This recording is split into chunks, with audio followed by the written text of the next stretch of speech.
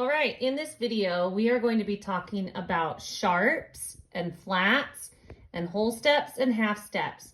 So just as a quick review, let's review what a sharp is. A sharp is when we take our note and we decide to raise it up to the right a half step, and that makes it a sharp.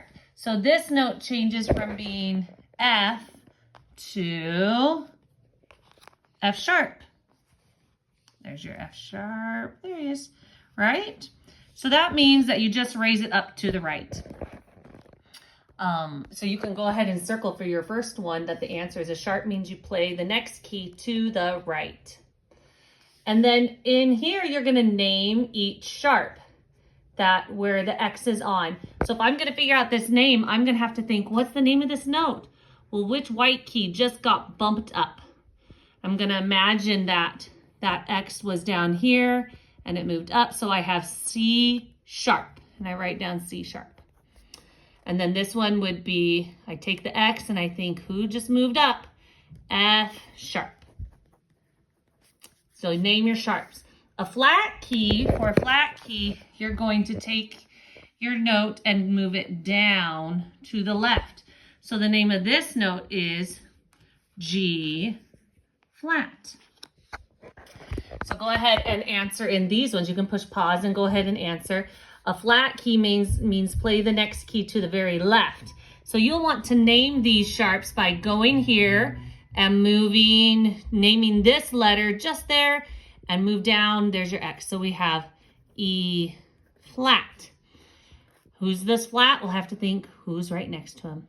A flat. Push pause and you can finish those.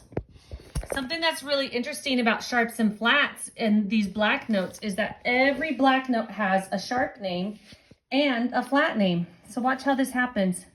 Here's my F note and I want to turn him into a sharp. So he goes up. Now my F is F sharp. Let's try making G a flat. So I take my note G and I bring them down to the flat.